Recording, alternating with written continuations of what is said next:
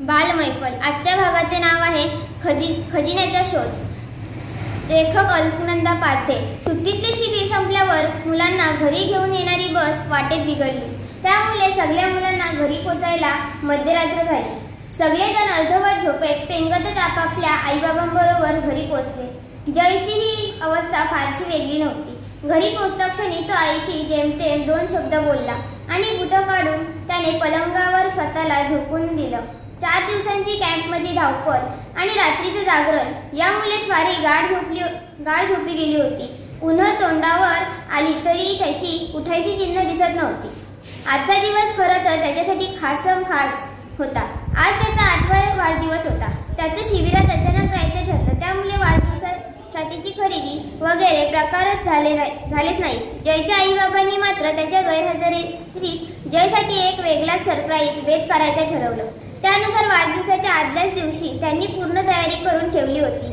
आईने त्याच्या कानाशी happy birthday जय म्हटल्यावर मात्र जयची झोप उडाली। आलोखे पिलोखे दे डोळे उघडून आईबाबांकडे पाहून गोड हसला। अंगातला आलाच अजूनही जात नसल्याने त्यानं पुन्हा आईच्या मांडीवर डोकं ठेवून तिची ओढणी तोंडावर घेतली। आज एका मुलाचा वाढदिवस आहे ना, त्याच्यासाठी आम्ही काहीतरी गंमत आणली, बघायची नाही का? बाबांना असं म्हटल्यावर मात्र झटक्यात उठून त्यानं काय गंमत आहे विचारलं।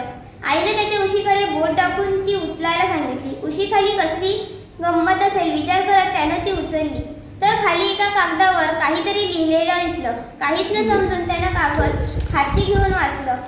त्यावर एक आकड्याखाली गुड मॉर्निंग जय, तुझी गंमत ना, बेसिनपाशी दात घासायला गेलास की मिळेल बघ।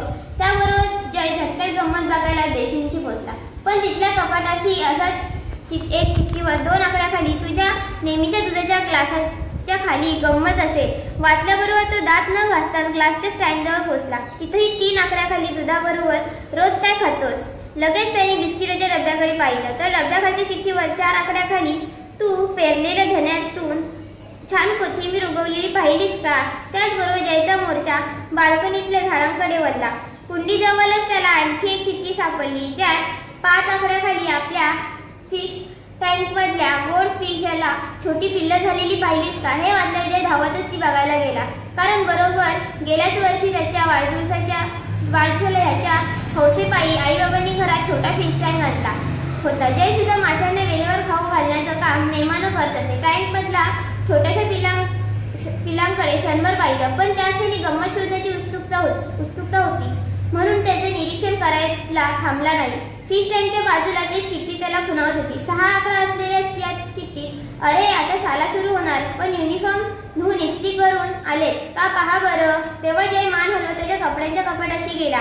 आईबाबांनी नवीन कपडे आणून ठेवले असावेत अशा अंदाजाने त्याने कपाट उघडलं, पण तिथं मात्र त्याला काही दिसेना, ना नवीन कपड्यांची पिशवी ना कुठली चिठ्ठी। गोंधून त्याने त्याच्या मागे फिरणाऱ्या आईकडे पाहिलं, तर शोध तूच, नीट शोध म्हणत आई मिश्किल हसत होती।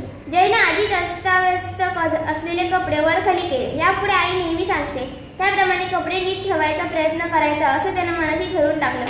तोच त्याला कपाटाच्या दाराच्या तळाशी अडकवलेली चिठ्ठी दिसली। आता तरी या चिठ्ठीतून आपली गंमत समजणार अशी त्याला खात्री होती, पण 7 आकडा असलेल्या चिठ्ठीत तुझ्या दिवाळीच्या किल्ल्यावरचे मावले बघ कसे आराम करतायत, त्यांना जरा दक्ष उभं राहायला सांग की। अर्थातच जयची स्वारी त्याच्या खेळण्याच्या कपाटाशी आली। दिवाळी संपल्यावर जय आणि त्याच्या मित्रांनी केलेल्या किल्ल्यावरचे आपापले मावले घरी नेले। घरी आणल्यावर जयने ते कपाटात नुसतेच आडवे तिडवे ठेवून दिले होते, पण जयकडे त्यांना शिस्तीत उभं करण्या एवढा धीर नव्हता। एव्हाना या शोधाशोधीसाठीचा त्याचा संयम एकीकडे संपतही आला होता, पण दुसरीकडे उत्सुकताही वाढली होती।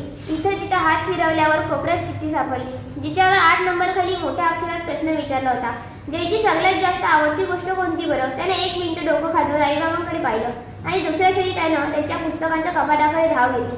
कपाट उघडून पाहतो तर काय समोरच्या क्षणात छानपैकी चंदेरी कागदात लाल रिबिनीने बांधलेला एक गठ्ठा दिसला। घाईघाईने त्याने तो गठ्ठा टेबलावर ठेवून उघडला आणि प्रचंड खुश होऊन त्यानं टुणकन उडीच मारली, कारण त्यात एक सोडून चक्क गोष्टींची 8 पुस्तकं दिसली होती। भराभरा त्यानं हातात धरून चालली। त्याच्यासाठी फक्त एक पुस्तक मात्र नवीन होतं, जे तो प्रथमच बघत होता, श्यामची आई।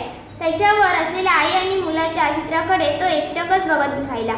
काय मग असा होता खजिन्याचा शोध, ट्रेजर हंट। बाबांना हसत विचारलं त्यानं. पटकन बाबाला मिठी मारली. अरे आता तुला 8 वर्ष पूर्ण झाली म्हणून तुला आवडतील अशी 8 पुस्तकं आम्ही विकत आणली. पण ती भेट देताना काहीतरी गंमत करूया म्हणून ही खजिन्याच्या शोधाची आयडिया केली. मजा वाटली की नाही स्वतःना? हो, खूप खूप मजा वाटली.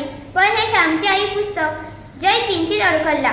अरे आम्ही लहानपणी साने गुरुजींच्या या पुस्तकाची कितीतरी वेळा पारायण केली आहे. आता आपण दोघं मिळून वाचूया हे पुस्तक. तुलाही आवडेल. त्याच्यावर खूप वर्षापूर्वी सिनेमा आला होता आणि आता सुद्धा नव्याने या नावाचा सिनेमा आलाय. आई आपण बघायचा का सिनेमा? त्यावर बाबाने नक्की म्हणत त्याला कडेवर उचललं आणि आई बाबा दोघांनी पुन्हा एकदा हॅपी बर्थडे म्हटलं. धन्यवाद.